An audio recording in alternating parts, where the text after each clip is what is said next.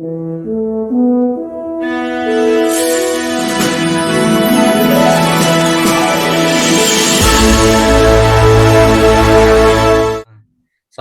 warahmatullahi wabarakatuh.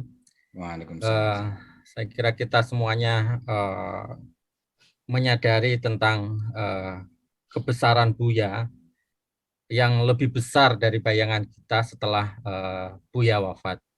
Meskipun tentu ada banyak orang ya, sebagian yang masih tentu saja kita tahu nyinyir kalau umpamanya bicara tentang Buya, dan itu masih ada.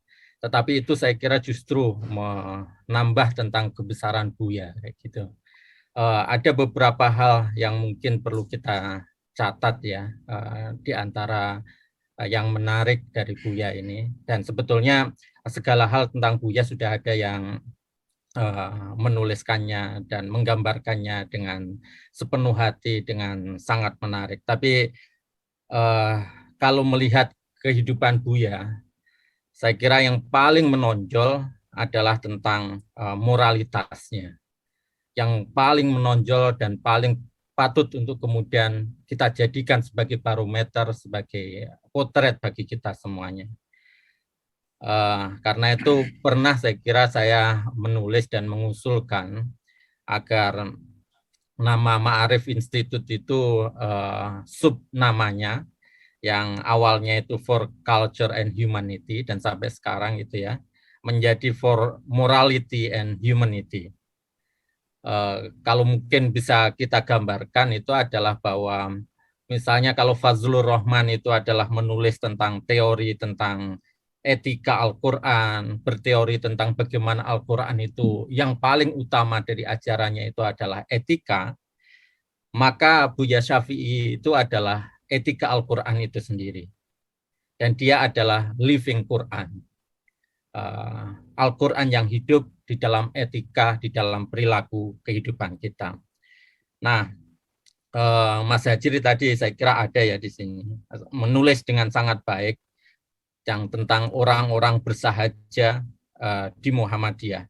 Dan tokoh utama dari yang disebut Mas Hajri sebagai orang-orang yang bersahaja itu saya yakin adalah Buya Syafi'i Ma'arif, yang di situ banyak digambarkan tentang kehidupannya, tentang bagaimana kemudian dia sering menyupir sendiri, dan kita melihat tentang sekarang ini catatan dari Hamid Basyaib dan dari banyak orang tentang bagaimana perilaku Buya yang berkaitan dengan uang, berkaitan dengan katakanlah dana-dana yang diterima dan berkaitan juga tentang kehidupannya sehari-hari, itu mencerminkan tentang kebersahajaan dari Buya ini. Tokoh-tokoh yang lain dalam Muhammadiyah saya kira kita bisa melihat yang memiliki kehidupan yang bersahaja seperti Pak A.R. Fakhruddin yang berjualan bensin di depan rumahnya. Jadi Muhammadiyah seperti yang sering kita dengar dari teman-teman dan sebagainya, memang organisasi yang kaya, tetapi pimpinannya semisal Buya ini adalah tidak mencerminkan tentang kekayaan Muhammadiyah, tapi justru bagaimana kehidupan yang sederhana di dalam kehidupan sehari-hari. Jadi ini yang mungkin kita bisa melihat tulisan dari Wahyudi Akmaliyah itu, yang bahwa Buya itu adalah cermin bagi kita, tetapi cermin yang terbalik kayak gitu. Kita mengidolakan tentang sesuatu yang mungkin banyak bersifat duniawi, tapi Buya adalah tentang kemanusiaannya.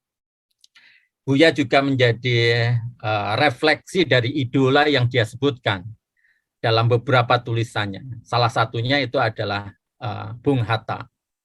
Jadi kalau umpamanya kita membaca tulisan Buya, menceritakan tentang bagaimana Buya menceritakan tentang Bung Hatta, maka itu Bung Hatta adalah bagi Buya adalah model yang ditiru dan dilaksanakan, bahkan mungkin dalam banyak hal itu melampaui daripada Bung Hatta itu sendiri. Yang diantaranya kita melihat mirip itu adalah kalau Bung Hatta itu meskipun proklamator kan tidak mau dimakamkan di Taman Makam Pahlawan Kalibata. Nah, dan ingin dimakamkan di tengah-tengah rakyat yang diperjuangkannya. Buya juga sama. Dia berhak dimakamkan di Taman Makam Pahlawan dan ditawar di Taman Makam Pahlawan Kalibata, tetapi memilih dimakamkan di Taman Makam Husnul Khotimah di Yogyakarta milik Muhammadiyah. Jadi dia ingin tetap sampai hidup, sampai mati, dari hidup sampai mati, berada dan hatinya ada di dalam Muhammadiyah itu sendiri. Hal lain yang mungkin kita perlu catat dari Buya itu adalah bahwa Buya berhasil di dalam konteks Muhammadiyah itu menciptakan frame, menciptakan katakanlah kerangka bagi kita untuk bergerak di dalam konteks interfaith, di dalam konteks kemanusiaan, bahwa di situ ada model, ada ikon, ada patron, sehingga memudahkan bagi kita semuanya untuk melakukan hal yang sama atau mengikuti jejaknya. Jadi misalnya kalau umpamanya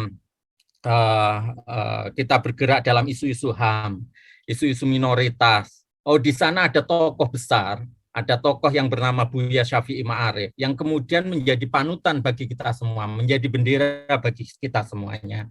Dan ini menjadi memudahkan kita untuk bergerak. Mungkin kita tidak menyadari, tetapi keberadaan Buya di situ yang menjadi payung di dalam isu-isu ini, di dalam konteks ini, maka kita menjadi seperti terlindungi, menjadi terayomi, menjadi memudahkan kita untuk kemudian mendapatkan katakanlah jalan yang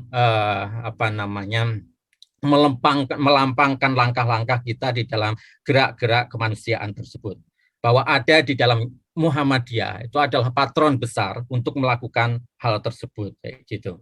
Nah, hal lain yang saya kadangkala jealous daripada Buya ini adalah seringkali menyebut Zuhairi Misrawi ini, Gus Dubes ini, dalam tulisan-tulisannya, di dalam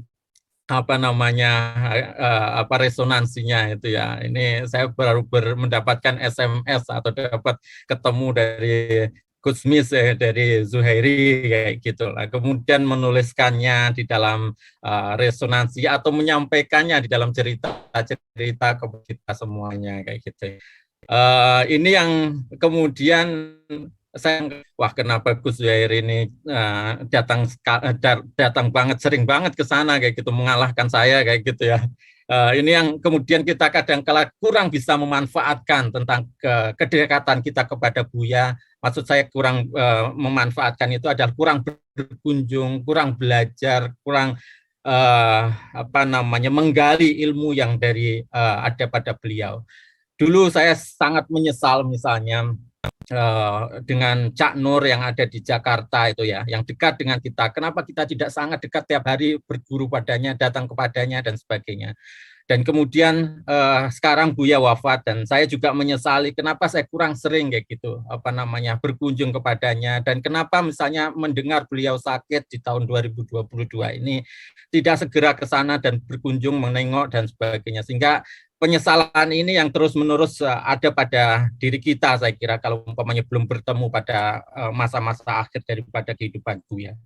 Semoga ini kemudian ketidakbertemuan di masa akhirnya dan kemudian kekurangan mungkin bersilaturahmi kepada Buya itu menjadi pelecut bagi kita untuk melanjutkan cita-cita Buya yang terkait dengan kemanusiaan dan juga semangatnya untuk hidup sederhana dan memperjuangkan tentang kebangsaan ini.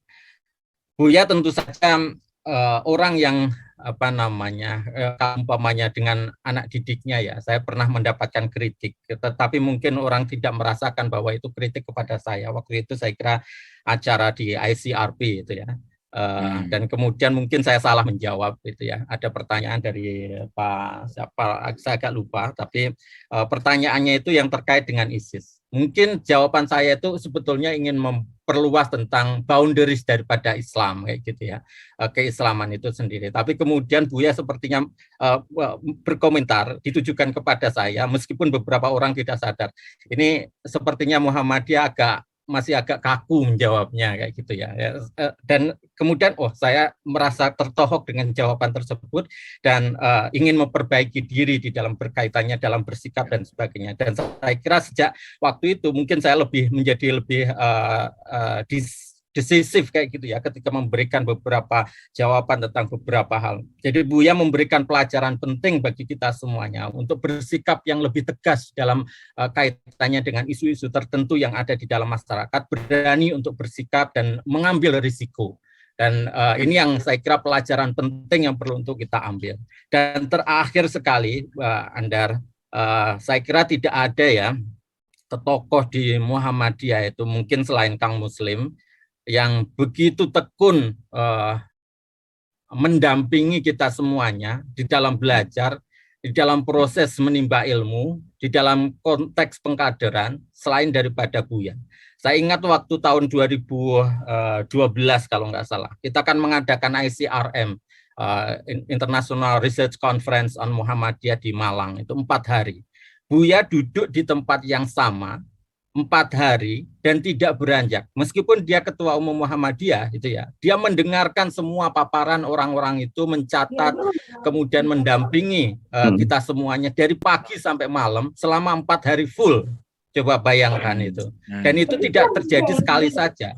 Buya melakukan hal semisal itu berkali-kali di dalam kegiatan yang kita lakukan. Oke, Mas. Ini yang kemudian menjadi apa ya? Oh, ada bapak kita hadir di sini. Ada orang yang kemudian, ada orang yang kemudian memperhatikan kita dengan baik. Yang dengan kehadirannya ini adalah sebuah motivasi besar bagi kita semuanya dan juga meyakinkan bahwa langkah kita itu adalah mendapatkan restu dari bapak kita. Saya kira itu dari saya, Mas Andar, dan teman-teman semuanya. Mohon maaf kalau umpamanya ada kesalahan. Dan kita berdoa semuanya agar Buya mendapatkan tempat yang terbaik di sisi Allah dan kemudian kita bisa menjadi pelanjut daripada apa yang dicita-citakan Buya. Amin. Assalamualaikum warahmatullahi wabarakatuh. Waalaikumsalam warahmatullahi wabarakatuh. Terima kasih Mas Najib.